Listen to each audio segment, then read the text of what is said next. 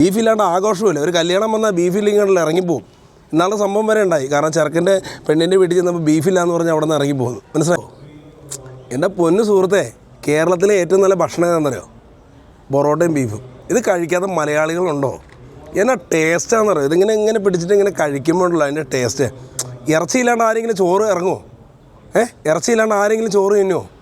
ഇറച്ചി വേണം. ബീഫ് എന്ന് പറയുമ്പോഴല്ലോ കപ്പയും ബീഫും, ഒയ്യോ, പിടിയും ബീഫ്, പൊറോട്ടയും ബീഫ്, എന്ത് കോമ്പോ. മലയാളികൾക്ക് എല്ലാം ബീഫ് വേണം. ബീഫില്ലാണ്ട് ആഘോഷമില്ല. ഒരു കല്യാണം വന്നാൽ ബീഫിലിങ്ങോട്ട് ഇറങ്ങിപ്പോവും.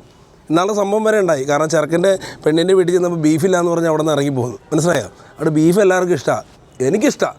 പൊറോട്ടയും ബീഫും കൂടി ഇങ്ങോട്ട് എടുത്തിട്ടുണ്ടല്ലോ, ഒരു കഴിച്ചിട്ടുണ്ടല്ലോ മോനെ, വേറല്ല പല. അത് മനസ്സിലായോ? ബീഫ് കഴിക്കാത്ത ആൾക്കാർ ഒരു എന്നെപ്പോലുള്ള ആൾക്കാരല്ലേ ഉദ്ദേശിച്ച് ബീഫ് കഴിക്കും, പക്ഷെ കിട്ടുമല്ലോ. ഞാനൊരു പടം വെട്ടി വെച്ചിട്ട് ബീഫിൻ്റെ പടം നോക്കിയിട്ട് ചോറുണ്ടെന്ന് പരിപാടിയുണ്ട്. അല്ലാണ്ട് എനിക്കിറങ്ങില്ല, ഉള്ള കാര്യം പറയാലോ.